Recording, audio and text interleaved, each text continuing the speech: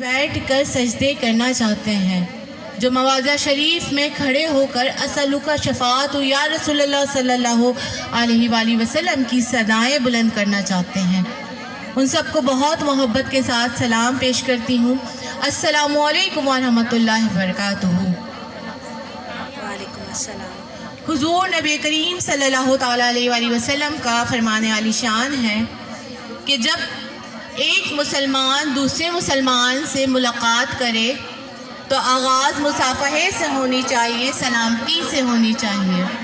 تو یہاں پر موجود اتنی ساری خواتین ہیں تو ان کو ایک مرتبہ پھر محبت سے سلام پیش کرتی ہوں۔ اگر آپ کی محبت کا اظہار ہو جائے تو کیا ہی بات ہے۔ السلام علیکم ورحمۃ اللہ وبرکاتہ۔ وعلیکم السلام۔ جزاک اللہ۔ جشن عید میلاد النبی صلی اللہ تعالیٰ علیہ وآلہ وسلم کی مناسبت سے اس مبارک محفل کا اہتمام کیا گیا ہے۔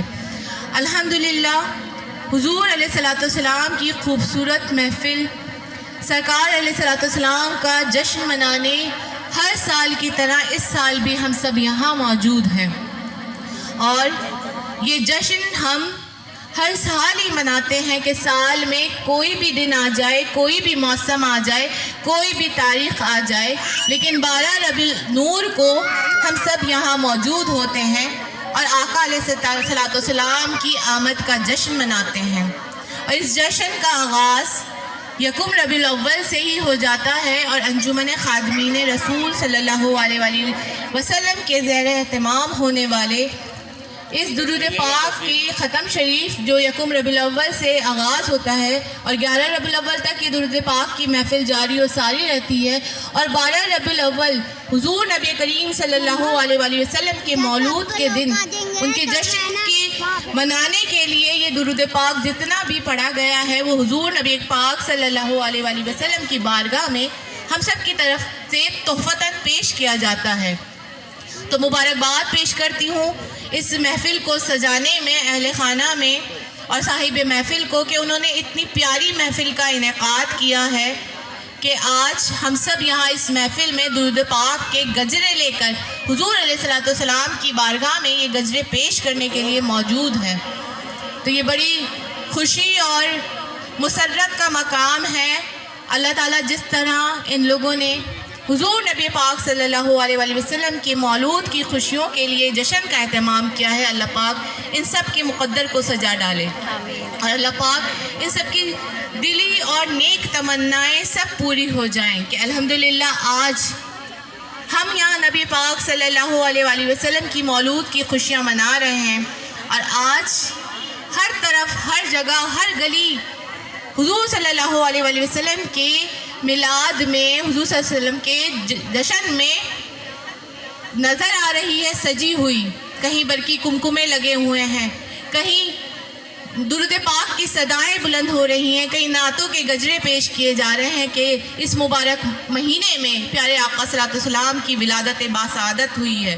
آج کائنات کا ذرہ ذرہ اپنی چمک پہ ہے، اپنی آب و تاب میں ہے، اور آسمان سے لے کر نور ہی نور نظر آتا ہے کہ کس کی آمد کے یہ آثار نظر آتے ہیں، کس کی آمد کے یہ آثار نظر آتے ہیں۔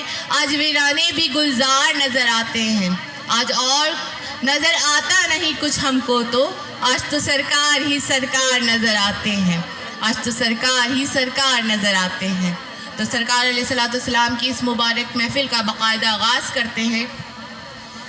سکون ڈھونڈتا پھرتا تھا میں بہاروں میں، سکون ڈھونڈتا پھرتا تھا میں بہاروں میں، ہنسی وادیوں میں سرمئی نظاروں میں، میں اس تلاش میں جا پہنچا چاند تاروں میں، میں اس تلاش میں جا پہنچا چاند تاروں میں، مگر یہ ملا مجھے قرآن کے 30 پاروں میں۔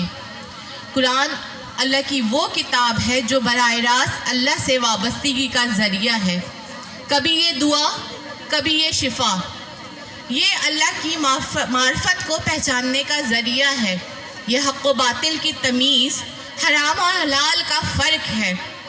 یہ وہ پیاری کتاب ہے جو فرشتوں کے سردار حضرت جبرائیل علیہ السلام کے ذریعے انبیاء کے سردار حضرت محمد مصطفیٰ صلی اللہ علیہ وآلہ وسلم پر نازل ہوئی ہے۔ یہ نا امیدی میں امید کے دریا بہانے والی، یہ سیاہی میں ڈوبے دل کو نور کی روشنی دینے والی یہ وہ کتاب ہے۔ اس کتاب کی حرمت پہ کیا کہیں کہ یہ خود نبی کریم صلی اللہ علیہ وآلہ وسلم پر نازل ہوئی ہے، اس کی شان کا اندازہ دیکھیں۔